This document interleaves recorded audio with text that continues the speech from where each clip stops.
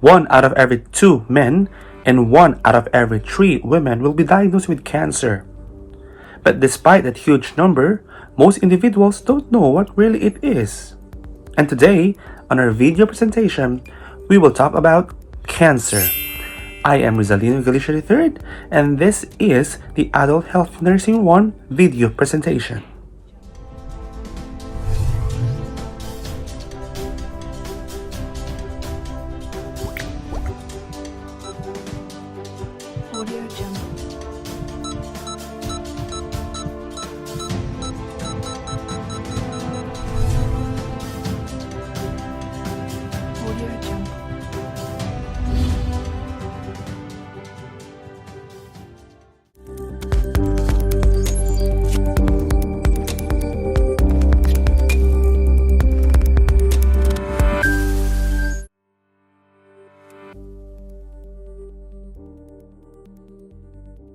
Understanding cancer. What is cancer?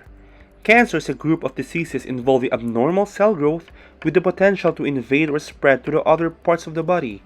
Cancer can start almost anywhere in the human body, which is made up of trillions of cells. Cancers form solid tumors, which are masses of tissues. Cancers of the blood, such as leukemias, generally do not form solid tumors.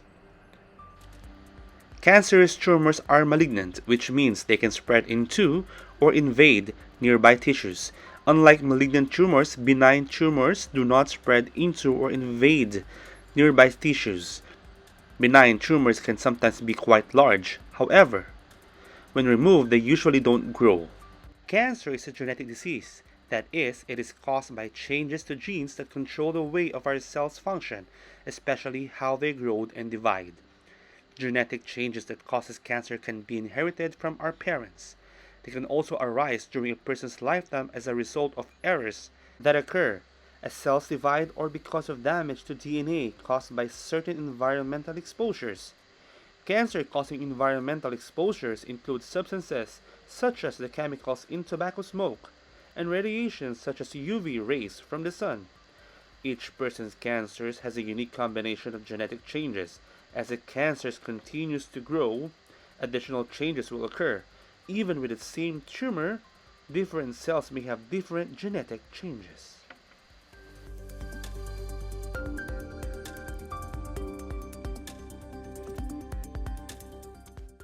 In general, cancer cells have more genetic changes, such as mutations in DNA, than normal cells.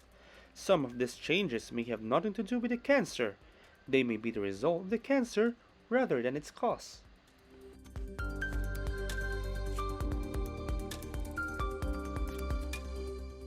As you can see in the illustration, there's an oncogene found in a cancer cell that is part of a DNA change. As you can see in this next illustration, the difference between the normal cell versus the cancer cell. In that cancer cell, you can see that DNA changes that inactivated the tumor suppressor genes that can lead to an uncontrolled cell growth. On the right side of the illustration is a description of a tumor microenvironment.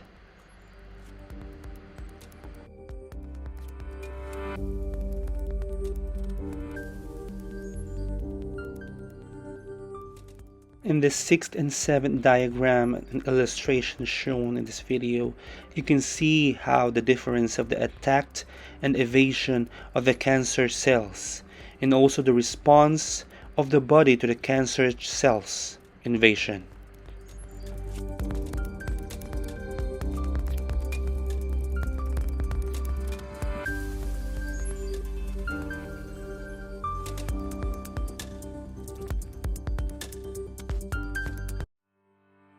Now moving on to the anatomy of cancer.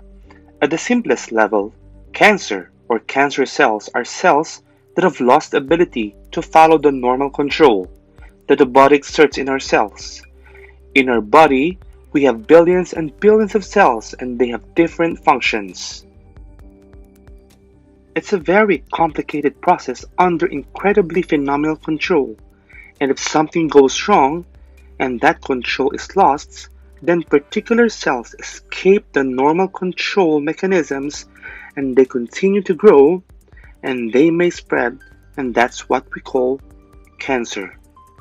These cells together shall be called tumor. Especially cancer is a malignant tumor, and it's called malignant because not only they can invade organs, but unfortunately the cancer can spread to other tissues, which is life-threatening.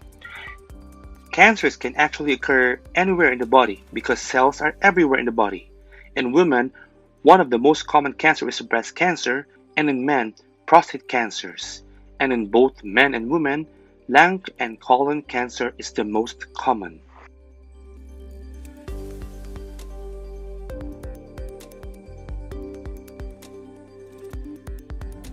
Now, these are the factors that cause these genetic changes.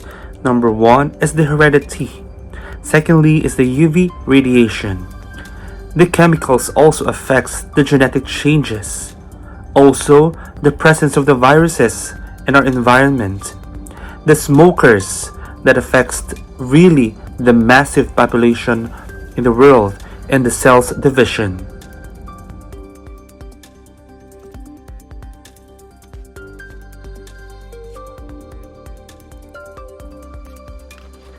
Most cancer deaths are caused by metastatic cancer. Metastatic occurs when cancer cells break off from the original tumor, which is also called the primary tumor, travel through the body and begin to grow in other tissues and organs. Metastasis causes death by damaging important organs such as the brain, the lungs, and the liver. Cancer cells continually break off from the primary tumors.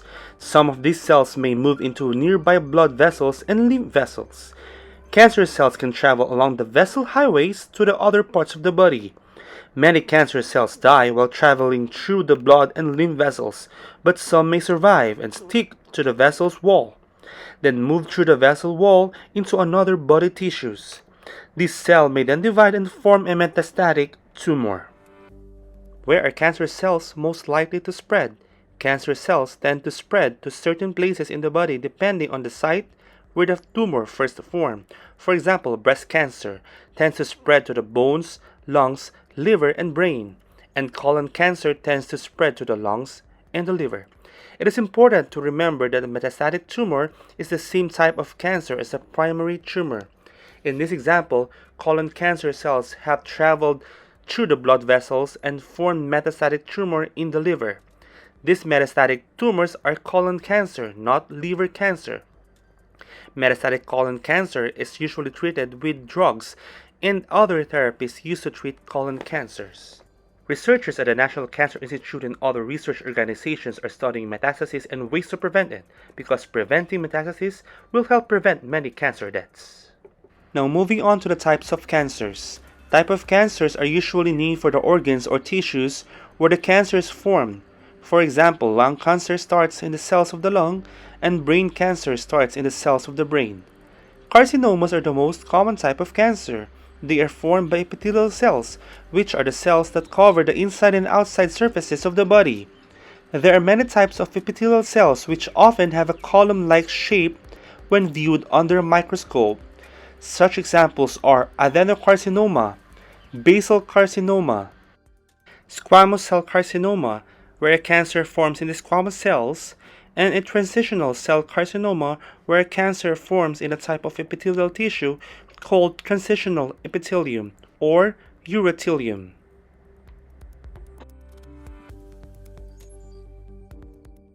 Moving on, sarcomas are then the cancers that form in bone and soft tissues, including muscles, fat, blood vessels, lymph vessels, and fibrous tissues such as tendons and ligaments.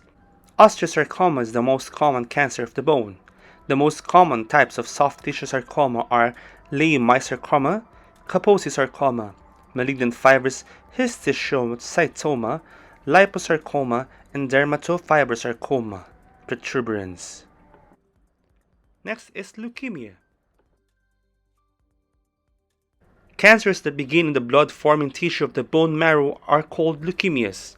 These cancers do not form solid tumors. Instead, large numbers of normal white blood cells build up in the blood and bone marrow, crowding out normal blood cells. Lymphoma is a cancer that begins lymphocytes. These are disease-fighting white blood cells that are part of the immune system. In lymphoma, abnormal lymphocytes build up in the lymph nodes and lymph vessels as well as in the other organs of the body. There are two main types of lymphoma, the Hodgkin and non-Hodgkin. Also next is the multiple myeloma and melanoma. Multiple myeloma is a cancer that begins in plasma cells, another type of immune cell. The abnormal plasma cells called myeloma cells build up in the bone marrow and form tumors in bones all throughout the body. While melanoma is a cancer that begins in the cells that become melanocytes. And these are also the other examples of tumors: the brain and spinal cord tumors, the germ cell tumors, the neuroendocrine tumors, and the carcinoid tumors.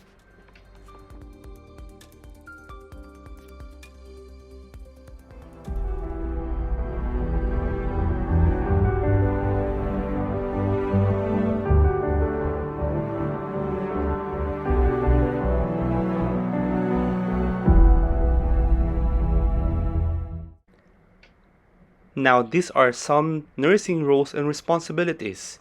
First is the detection and prevention of cancer. Nurses and physicians have traditionally been involved with tertiary prevention, the care, and the rehabilitation of patients after care diagnosis and treatment. As an oncology nurse, it is expected to be aware of the results and general implications of all relevant laboratory, pathology, and imaging studies. Assessment of the patient's understanding of the disease and proposed treatment is fundamental in allaying anxiety and formulating a care plan for the patient. A nursing care plan is developed in response to the particular needs of the patient.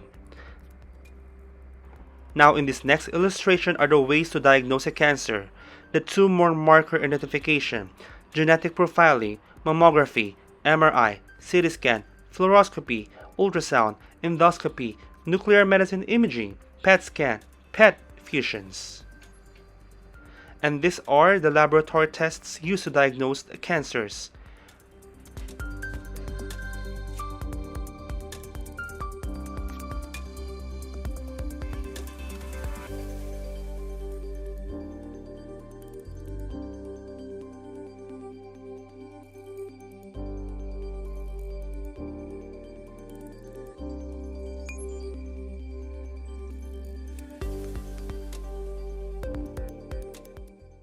Now is the tumor staging and grading. A complete diagnostic evaluation includes identifying the stage and grade of the tumor.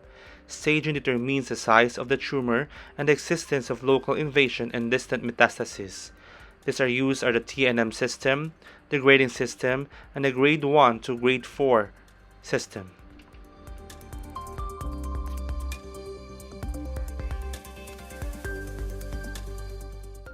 There are several ways in management of a cancer. These are dependent on the type of the cancer, the stage of the cancer, and the resources available. Treatment options offered to cancer patients should be based on the treatment goals for each specific type of cancer. There are surgeries often used for the management of cancer. Surgical removal of entire cancer remains the ideal and the most frequently used tool. Surgery is a primary treatment. When surgery is the primary approach in treating cancer, the goal is to remove the entire tumor as much as possible.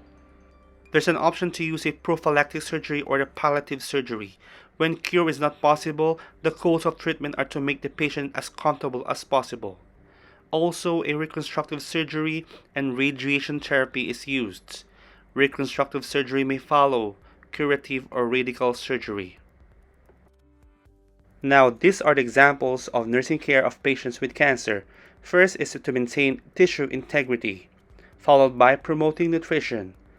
Also, to relieve pain as patients with cancers are really in pain. The other nursing care for patients with cancers are to decrease the fatigability of the patient and to improve body image and self-esteem. Assisting in the grieving process, monitoring and managing potential complications, and promoting home and community-based care. And these are the other nursing care for patients with cancers as illustrated in the video.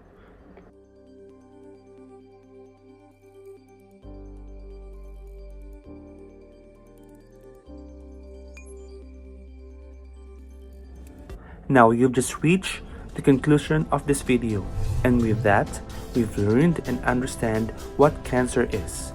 What are the causes of cancer?